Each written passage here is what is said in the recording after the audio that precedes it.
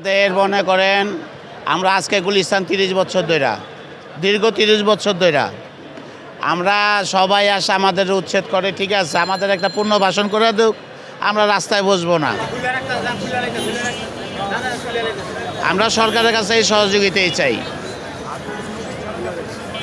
আমাদেরকে নোটিশ দিছে, ঠিক আছে, একদিন আগে 30 তারিখে নোটিশ দিছে, ঠিক আছে, কিন্তু এই নোটিশ দিলে তার কাজ হবে না।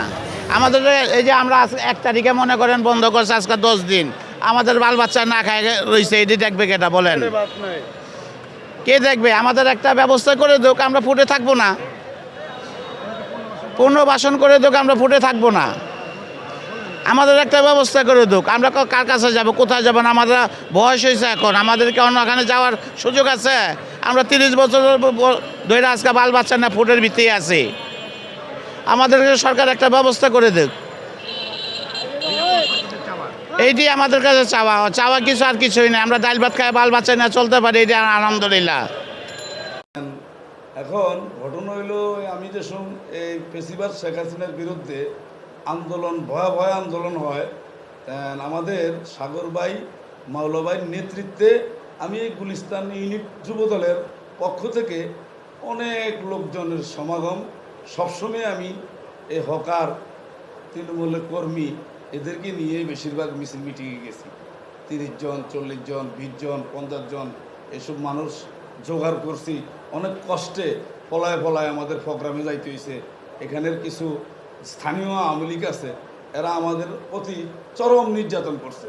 যদি জানতে পারতো আমি প্রোগ্রামে গেছি, আমারে আইসা আমি যেন ওই প্রোগ্রামে পলায় পলায় যাইতাম, ওইখান তারা তো কেমনে কেমনে জানি যাই না যাইতো, আমি প্রোগ্রামে গেছি।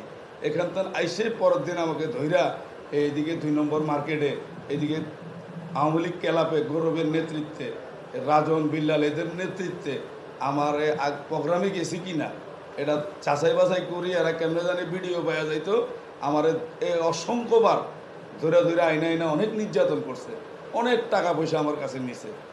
যাক, এইভাবে আমি যে তো রাস্তায় আসছিলাম, তৃণমূল কর্মী, আমি এদের সম্বন্ধে আমার অনেক আইডিয়া।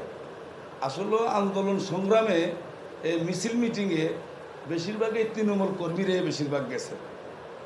আমার চোখে যা পড়ছে, বড় বড় অনেক সিনিয়র নেতৃবৃন্দরা, এদেরকে আমি বেশিরভাগে এই আন্দোলন সংগ্রামে মিছিল মিটিংয়ে আমি দেইনি। নিম্ন স্তরের কর্মীরাই বেশিরভাগই এই পল্টন ময়দান দিনের পর দিন সংগ্রাম করছে। এখন ফকার উডাক, উচ্ছিত করক, কিন্তু এরাও তো গরিব মানুষ, এটা আমাদের ছোট দেশ, গরিব দেশ, এদেরও তো ফ্যামিলি আছে, এদেরও তো চলার মতন। প্রত্যেকটা ফ্যামিলিরে এক একটা হকারের পিছিয়ে কিন্তু 5-7 জন লোক চলে, তাদের ফ্যামিলি চলে, তাদের কর্মচারী চলে। এদেরকে উঠাক, কিন্তু তাদেরকে একটা তারা কোনো নোটিশ না উঠাই যে দিল, তাদের স্বার্থটা কি? তাদের কোনো স্বার্থ না এখানে, তারা মঞ্চে উঠাই দিল। আজকে আমরা আছি তাদের জন্য সেফটি। স্বর্ণ ব্যবসায়ীরা স্বর্ণ বেচাকিনি করে, আমরা এখানে থাকলে, ফুডের লোকজন গমগমা থাকলে মনে করেন তো মানুষ অবাধে স্বর্ণ টর্ণ কিনা, যারা ক্রেতা আছে বাইরে যেতে পারে, এখানে কোনো বিশৃঙ্খলতা হয় না। যখন আমরা উঠে যাবো, এটা মনে করেন একটা কুত্তা বিলের রাত দেখানো হয়ে যাবো, এখানে মানুষের দিনের উপরে মনে করেন ঠেকায় নিয়ে যাবো গিয়া। আমরা সর্বাত্মকভাবে সবসময় চাইছি, আগে পরেও চাইছি, এখন পর্যন্ত চাইতে, যাতে আমরা তাদের উপকার আসছি, অপকার আসছি।